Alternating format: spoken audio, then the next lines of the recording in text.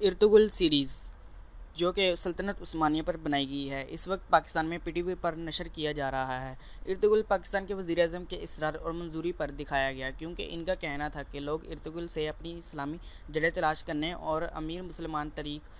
کو جانیں گے۔ اس ڈرامے کو بہت ہی مہارت سے بنایا گیا ہے اور یہ ناظرین کی جانب سے بہت پسند بھی کیا گیا، جس کا اندازہ اس بات سے بھی ہوتا ہے کہ ارطغرل نے پاکستان میں تمام ریکارڈ توڑ دیے اور یہ سیریز پاکستان میں ترکی سے بھی زیادہ دیکھی گئی، مگر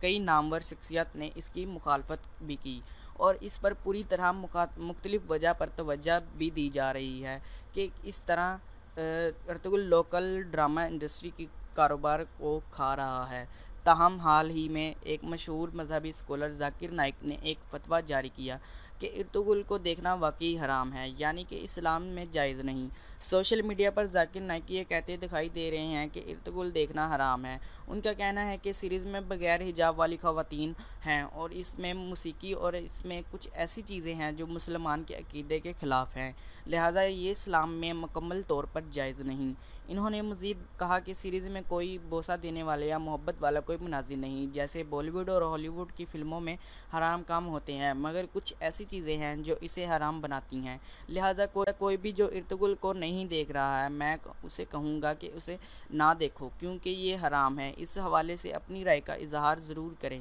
اگر ویڈیو اچھی لگی ہو تو لائک کریں، اپنے دوستوں کے ساتھ شیئر کریں، چینل کو سبسکرائب کریں۔